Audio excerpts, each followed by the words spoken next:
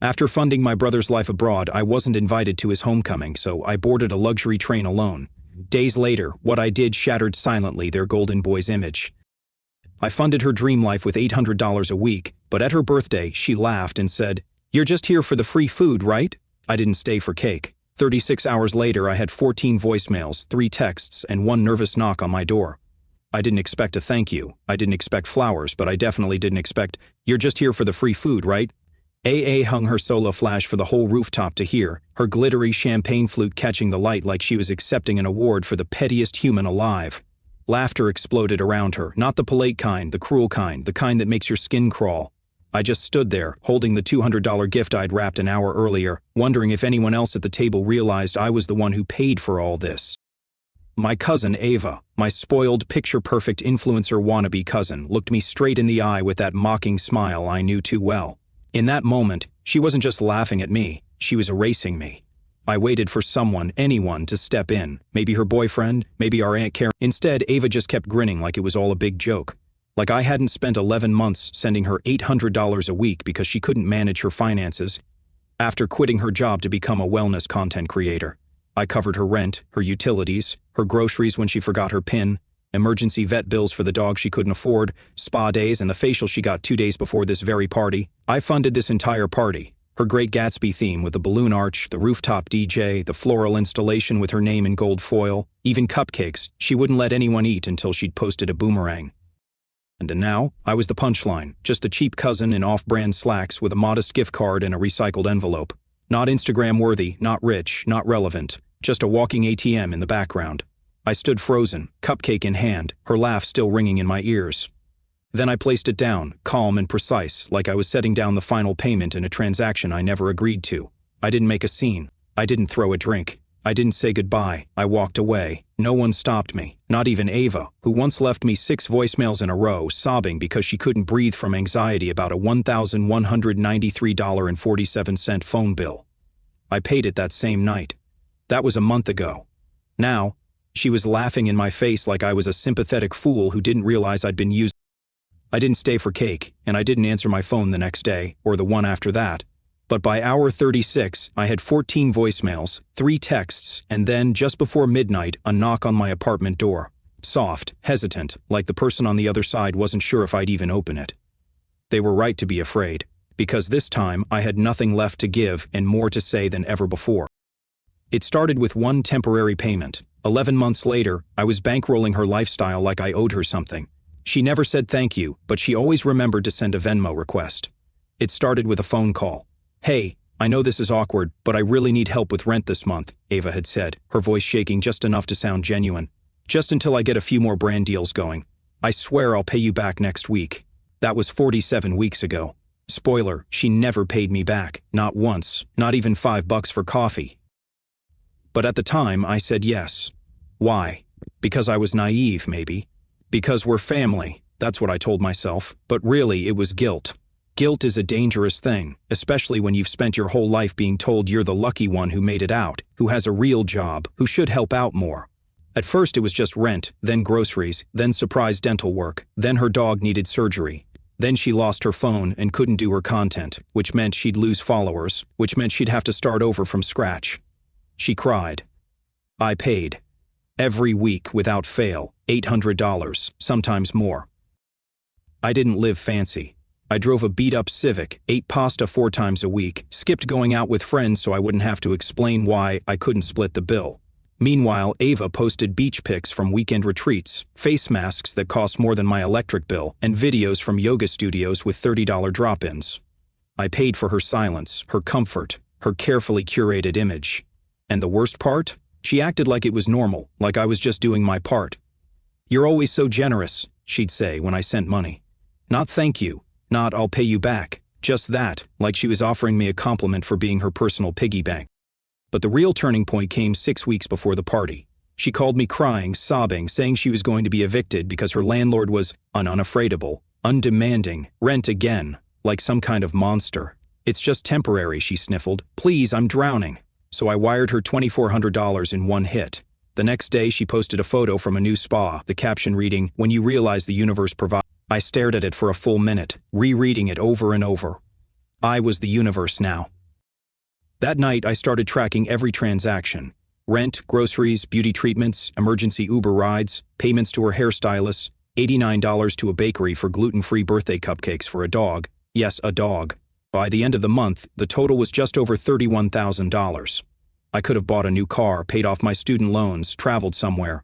But instead, I'd built Ava an entire influencer lifestyle, and still she called me cheap. That word cut deeper than I expected because she'd said it before.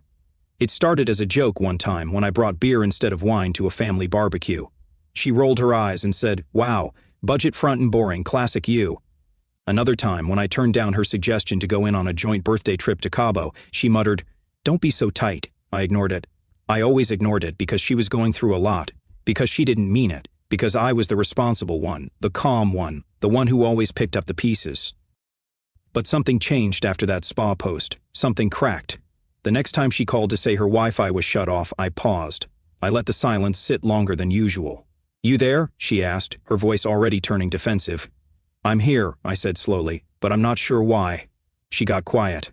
"Because you always help," she finally said. "You said you'd always be there for me." And there it was. Not gratitude, not humility, entitlement. She didn't see my help as kindness. She saw it as her right, like I owed her a lifestyle. I realized then this wasn't support anymore. This was servitude. That week, I didn't send the $800. The next day, I woke up to 3 missed calls, then a text. "Hey, did something go wrong with the transfer? My landlord's texting me again." I didn't reply. The week after that, she Venmo'd me again. No message, just the number $800. I declined it. 2 hours later, she posted a story saying, "Funny how some people disappear the moment you actually need them, real ones stay." I laughed out loud. And then came the birthday invite. The Gatsby-themed rooftop event. I didn't want to attend but felt obligated because she'd called and said, "I really need this to go well. I want you there. I mean it."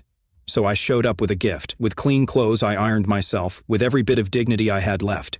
And she mocked me in front of everyone for being just here for the free food. And they laughed. Not one person stood up for me. Not one person asked, "Wait, isn't that the guy who basically paid for this whole thing?" And now she was calling, texting, begging because the gravy train had stopped and she had nowhere else to go. But I wasn't answering because this wasn't just about money anymore. This was about how much of myself I'd sold off for the price of being accepted and how done I was with the deal. When she showed up at my door in tears, I thought maybe, just maybe, she finally understood. Instead, she doubled down and I burned the bridge myself. The knock came just before midnight. I ignored it the first time, then came the second, quieter this time, like whoever it was had lost the courage to follow through. I knew it was her. "Please, Ava said, the same voice that once called me in the middle of the night because her Uber got lost and she didn't want to pay surge pricing. The same voice that begged me to help with rent. The same voice that called me cheap in front of 30 people while holding a glass of champagne I paid for. I opened the door and there she was. Mascara smeared, hoodie zipped up over her party dress, heels in one hand like a defeated prom queen. Her eyes were glassy, makeup smudged, but she was still Ava, the girl who knew how to make herself look broken enough to be forgiven. "I didn't mean what I said," she whispered. I didn't speak. I just stepped aside. She walked in slowly like a child waiting to be scolded. "He was drunk," she started. "It was a joke. I didn't think." "Don't," I cut her off. "Don't start with that." I blinked. You left, and then you didn't answer. I thought you were mad, but come on, you know I didn't mean it like that." "No," I said. "You meant it exactly like that." She opened her mouth again, but I was done waiting for her to find the right lie. "You called me cheap," I said, "in front of people I don't even know, people who ate my money off gold toothpicks and laughed at me while doing it." "I didn't ask you to pay for everything," she snapped, her voice cracking. I laughed, actually laughed. "You didn't?" I raised an eyebrow. "Let me refresh your memory." I pulled up my phone, opened my Venmo, and held it out to her. Page after page. $800, $400, $1,200, even $36 for sushi because her card was acting weird. "You didn't ask, you begged, you cried, you guilted." She crossed her arms, suddenly defensive. "Why are you making this such a big deal? You make more than enough. What's a few thousand?" That was it. I felt something snap so hard inside my chest I had to take a breath before I answered. "You know what?" I said quietly. "I make enough, I do. And for 11 months I lived like a ghost, so you could look alive. I ate ramen so you could post lobster rolls. I skipped therapy because I couldn't afford it after paying your rent. I suffocated so you could breathe in your stupid eucalyptus-scented yoga studio. Tears welled in her eyes again. I didn't know. No, you didn't care. Silence, and then her fallback move. I'm your family, she said softly. You said you'd always help. And there it was again, the manipulation. I said I'd help, I nodded. I didn't say I'd disappear for you. She looked at the floor. Then, suddenly, so what? You're cutting me off forever? After everything. What exactly is everything? You mean the part where you drained me dry and laughed in my face, or the part where you pretended I didn't exist unless a bill was due? Her face hardened. You're being dramatic. Good, I said, stepping closer. Then maybe I'll finally match your energy. That hit her. She stepped back. You think you're better than me now? No, I said coldly. I think I finally see who you are. Her mouth opened, but no words came out, so I kept going. You stood in front of a crowd of people and tried to shrink me. You humiliated the one person who's been in your corner since day one. And now you're here with tears and guilt, thinking I'll fold again. She swallowed hard. I just need a little help, just for this month. Rent is late and… No, I said, a single word, sharp, clean. She looked stunned, like no one had ever said it to her before. I walked to the door and opened it. You're not my responsibility, Ava, not anymore. Her lip trembled. But I have no one else. You had me, I said, and you laughed me out of your life. She stood there for a second, wounded, angry, maybe both, then grabbed her purse and stomped out, muttering something under her breath. I closed the door behind her, locked it, and then turned my phone off for real this time. No more transfers, no more requests, no more pretending that being used is the same as being loved. I thought cutting her off would feel like guilt. Instead, it felt like freedom. The only thing more surprising than her silence was how fast she came crawling back. The silence was strange at first. No Venmo pings, no dramatic 2 a.m. voicemails, no texts with crying emojis, no just one more time attached. For the first time in almost a year, my phone was quiet. Honestly, I thought I'd feel guilty, thought I'd lie awake at night wondering if she was okay, if she made rent, if her dog got fed, if she'd post some cryptic story that would make me second-guess everything. But I didn't feel guilt. I felt relief, sharp, electric, overwhelming relief. It was like someone had taken bricks off my chest I didn't even realize were there. I cleaned my apartment, I paid my own bills and had money left over. I bought groceries for me and didn't have to subtract Ava's $800 from my weekly budget. I even booked a therapy session I'd been putting off for 6 months. And still, no word, not from her, not from her mother, not from anyone in that toxic, ever-smiling, always demanding. Until day 8. That's when it began. At first it was subtle, a reposted Instagram quote, cutting people off doesn't make you strong, it makes you heartless. And a story of her crying, cropped just right to show smeared mascara and a plush blanket, captioned, some people only love you when you're useful. I rolled my eyes so hard I thought I'd lose vision.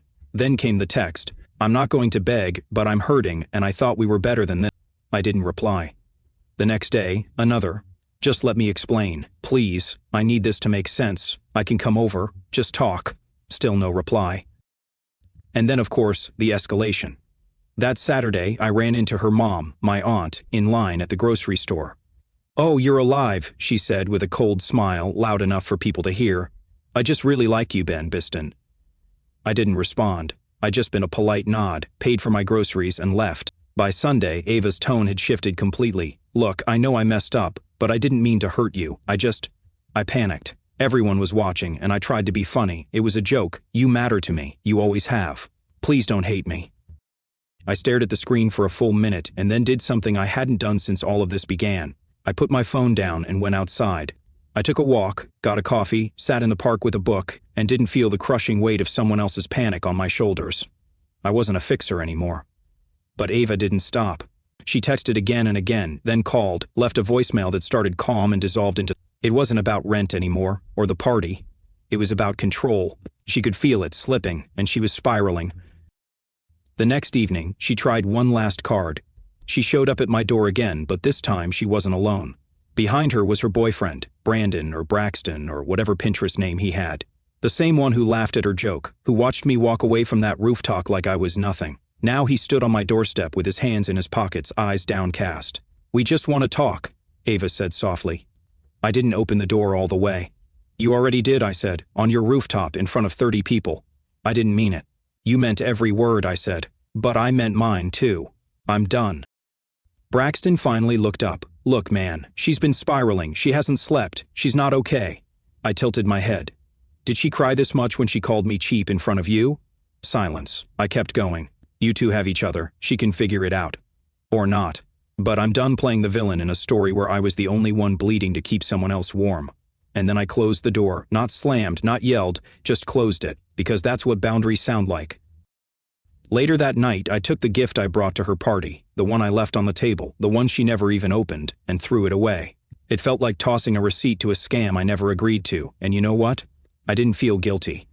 I felt clean. Final update, I posted the story online, not for sympathy, just to breathe, but I wasn't ready for the world to answer back. A week after I closed the door on Ava for good, I did something I never thought I would. I posted the whole thing on Reddit. Not under my name, of course, just anonymously, under a throwaway account. Title, I paid my cousin $800 a week for 11 months. She called me cheap at her birthday party. I left without saying a word. No hashtags, no edits, just the truth. The post blew up. Within hours, tens of thousands of upvotes, thousands of comments, people dissecting every sentence like I was a character in some twisted drama. I didn't expect it. I didn't even know why I did it. Maybe I just needed to say it out loud to see if I was crazy or if she really was.